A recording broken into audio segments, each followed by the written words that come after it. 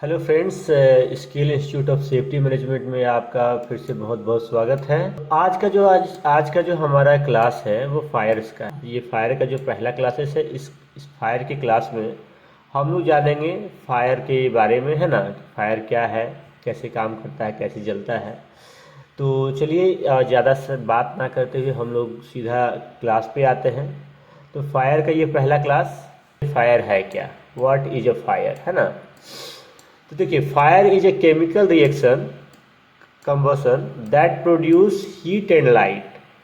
अग्नि क्या है? फायर एक रासायनिक अभिक्रिया है जो ऊष्मा और प्रकाश को उत्पन्न करती है ना। It requires three things.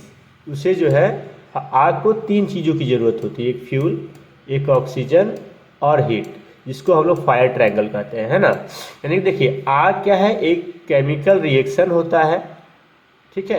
आग एक केमिकल रिएक्शन होता है जो कि ऊष्मा और प्रकाश को उत्पन्न करता है। इसके लिए हमें तीन चीज़ें चाहिए होती है। एक तो हमें ईंधन चाहिए होता है, एक हमें ऑक्सीजन चाहिए होता है और एक हीट चाहिए होता है। यहाँ आप देख सकते हैं फायर ट्रायंगल, ये आपका ऑक्सीजन हुआ, हीट हुआ, फ्यूल हुआ। यानी कि इन तीनों चीज़ों का रहना फायर के लिए बहुत ज़रूरी है। अगर ये तीनों चीज़ों में से कोई एक चीज़ भी नहीं है तो आग नहीं लगेगा, यानी कि दहन नहीं हो पाएगा, है ना। चलिए, तो अब हम लोग आगे बढ़ते हैं। अगला जो स्लाइड है हम लोग का, व्हाट इज फायर टेट्राहेड्रॉन। देखिए, फायर टेट्राहेड्रॉन क्या होता है? The fire tetrahedron is a modern scientific model that explains the four essential elements needed for fire to start and continue burning. देखिए, फायर टेट्राहेड्रॉन जो है वह मॉडल है जो बताता है कि आग लगने और जलते रहने के लिए चार तत्वों का होना आवश्यक है। अभी हम लोग जैसे कि इसमें फायर ट्रायंगल में केवल तीन चीज़ें पढ़े थे, है ना। It expends on the older fire triangle which had only three elements. जो कि ये क्या कहता है कि पुराना वाला जो मॉडल है उसमें ये एक तो बढ़ा दिया गया है ना। उसमें क्या किया गया है कि चौथा एलिमेंट जो है केमिकल चैन रिएक्शन को जोड़ दिया गया है, ठीक है ना। यानी कि पहले के मॉडल को फायर ट्रायंगल कहा जाता था, इसमें केवल तीन तत्व होते थे, फ्यूल, हीट और ऑक्सीजन, है ना। लेकिन फायर टेट्राहेड्रॉन में चौथा तत्व आपका केमिकल चैन रिएक्शन जोड़ दिया गया है। यहाँ आप देख सकते हैं ऑक्सीजन, हीट और फ्यूल और ये चैन रिएक्शन, ठीक है। अब हम लोग आते हैं आगे। देखिए, जो चार चीज़ें हैं उन चारों चीज़ों को हम लोग समझते हैं कि ये काम कैसे करता है ना।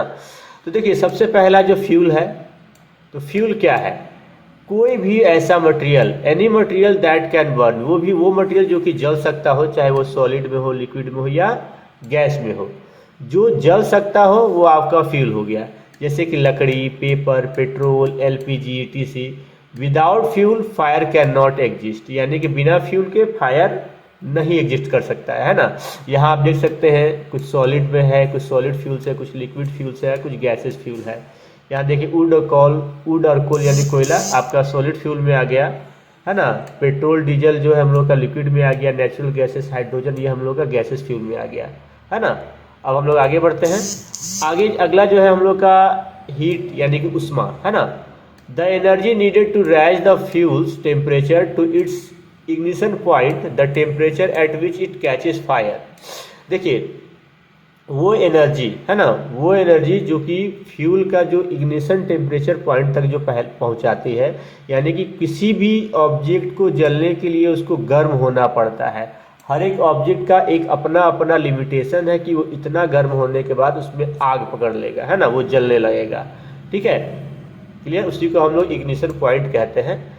जैसे कि अब इग्निशन हीट के लिए जो आप कहते हैं सोर्सेस क्या क्या होते हैं, जैसे स्पार्क करना, है ना, फ्रिक्शन करना, या ओपन फ्लेम्स हो गया, या सनलाइट हो गया, या इलेक्ट्रिसिटी हो गया।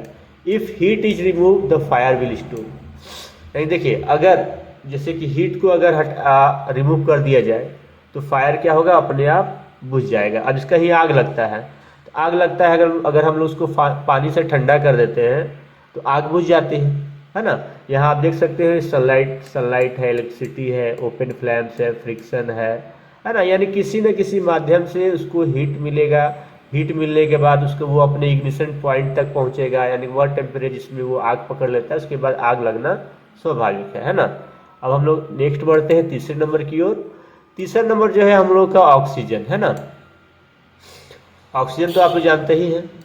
Fire needs oxygen from the air to keep burning, है ना। आग को जलते रहने के लिए क्या होता है, हवा की आवश्यकता होती है।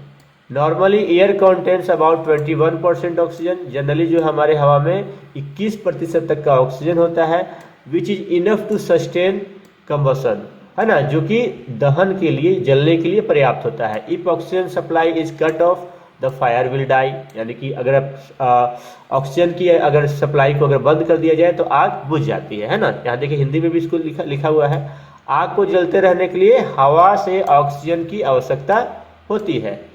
सामान्य हवा में लगभग 21% तक का ऑक्सीजन होता है, जो दहन के लिए पर्याप्त है, यानी कि आग लगने के लिए पर्याप्त है। ऑक्सीजन की आपूर्ति बंद करने पर आग बुझ जाती है।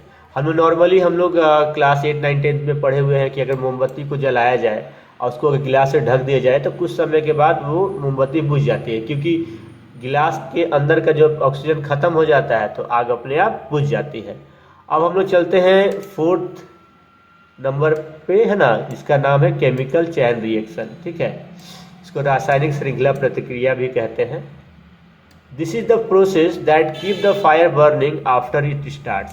देखिए यह वह प्रक्रिया है जो आग को लगातार जलाए रखती है ना।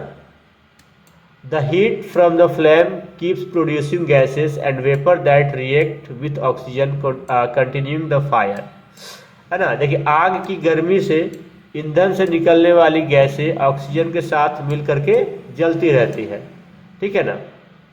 Breaking this reaction stop the fire completely. अगर हम लोग इस रिएक्शन को, इस प्रतिक्रिया को अगर तोड़ दिया जाए तो आग तुरंत बुझ जाएगी। यानी कि देखिए केमिकल चेन रिएक्शन क्या है, ये जो है आग को कंटिन्यू लगातार जलाए रखने में मदद करता है। यानी कि आग की गर्मी से जो भी ईंधन से निकलने वाली जो भी गैसेस है वो ऑक्सीजन के साथ मिलकर क्या है, जलते रहती है ना। तो अगर इस प्रक्रिया को अगर तोड़ दिया जाए तो आग तुरंत बुझ जाएगी। ठीक है, अब हम लोग चलते हैं अगले स्लाइड में। अगले स्लाइड में हम लोग शॉर्ट में जानेंगे कि भैया फायर है क्या। देखिए fire equal to fuel plus heat plus oxygen and after that chemical chain reaction. यानी कि आग क्या है, आग मतलब कैसे लगता है, कैसे जलते रहता है, उसमें 4 चीज़ों की आवश्यकता होती है, फ्यूल, हीट, ऑक्सीजन, और ये तीनों तो बेस एलिमेंट है। उसके बाद केमिकल चेन रिएक्शन जो कि कंटिन्यू आग को जलने में मदद करता है। अगर, है ना, if any one of these 4 elements is removed the fire will go out, है ना। अगर इन चारों में से किसी एक को भी अगर हटा दिया जाता है तो फायर अपने आप क्या होगी, बुझ जाएगी। जैसे एग्जांपल पे ले लीजिए, when a fire extinguisher is used, जब भी फायर एक्सटिंग्विशर का हम लोग आग लगने पर इस्तेमाल करते हैं तो पानी क्या करता है, देखिए वाटर कूल्स द फायर, पानी जो है पानी को ठंडा करता है, यानी कि हीट को रिमूव करता है, रिमूव द हीट, है ना। जिस तरह से हीट रिमूव हो गया तो आग बुझ गया। दूसरा आपका फोम जो होता है, फोम वाला भी एक फायर एक्सटिंग्विशर होता है। Foams cover the surface cut off oxygen, foams क्या करता है, इस पर पूरा लिपट जाएगा, है ना, पूरा लिपट जाएगा तो ऑक्सीजन का सप्लाई काट देगा, तो उस कारण से आग बुझ जाएगी। अब dry chemical powder breaks the chemical reaction. अब जो केमिकल चेन रिएक्शन जो है, ये ड्राई केमिकल पाउडर अगर डालेंगे तो आपका केमिकल रिएक्शन जो है वो उसको तोड़ देगा, केमिकल रिएक्शन तोड़ देगा तो भी आग बुझ जाएगी, है ना। और ये आग को कैसे बुझाना है, फायर एक्सटिंग्विशर के बारे में हम लोग नेक्स्ट वीडियो में हम लोग पूरा डिटेल से देखेंगे, कितने प्रकार के फायर एक्सटिंग्विशर होते हैं, कैसे उसको यूज करना है ना। चलिए अब लास्ट में हम लोग चलते हैं। अगला जो है कंक्लूजन क्या है, इसका निष्कर्ष क्या है।